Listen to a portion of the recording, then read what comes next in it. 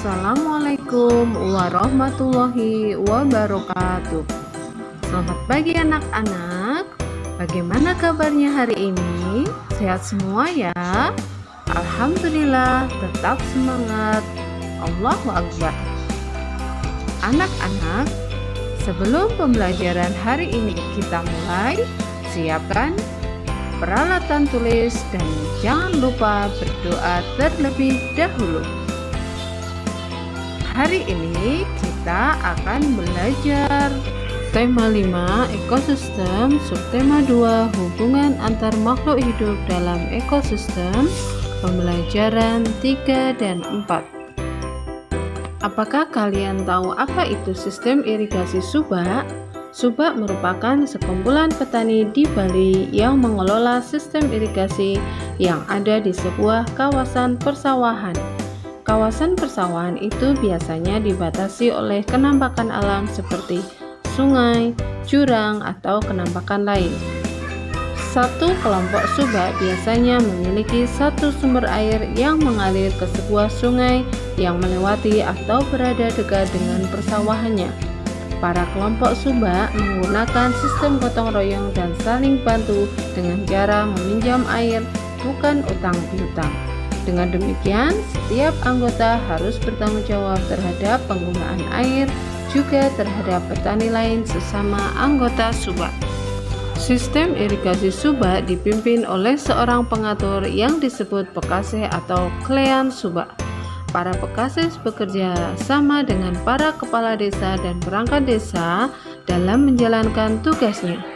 Para pekasih ini diangkat oleh petani, bukan oleh perangkat desa. Mereka mengatur dan memberitahukan ketersediaan air pada areal persawahan kelompoknya. Apabila kekurangan air, sistem pinjam air dijalankan agar semua petani mendapatkan air yang cukup untuk sawahnya. Sistem irigasi subak dibangun oleh masyarakat Bali sejak beratus tahun lalu sebagai bentuk kemandirian masyarakat dalam mengatasi persoalan air irigasi.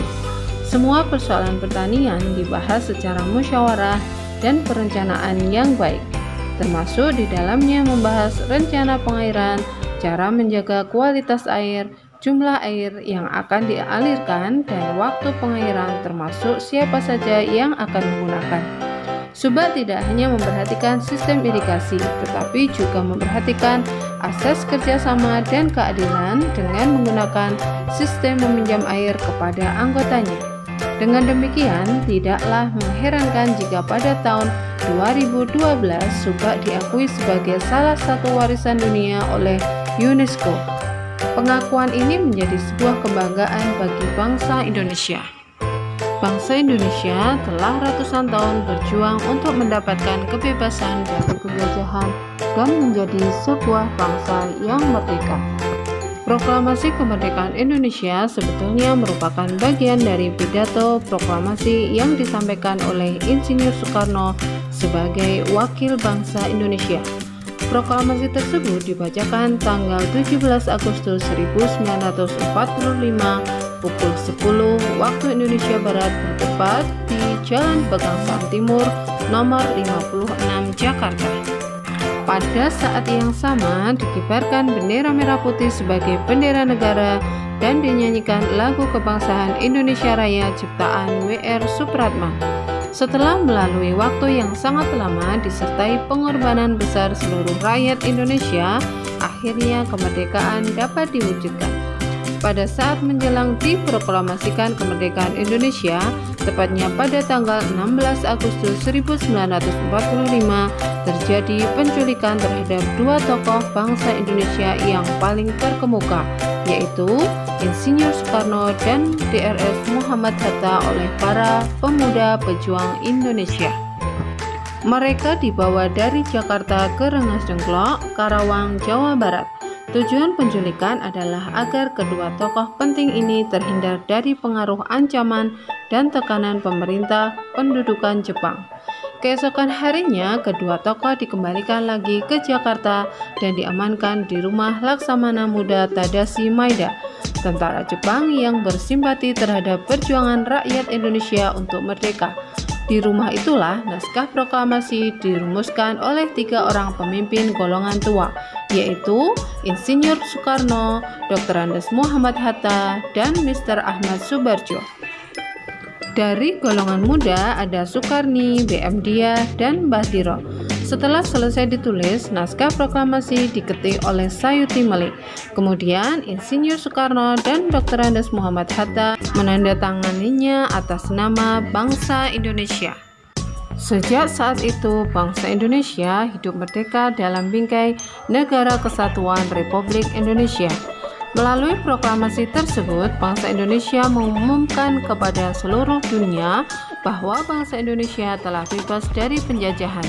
Adapun isi proklamasi tersebut adalah sebagai berikut. Proklamasi.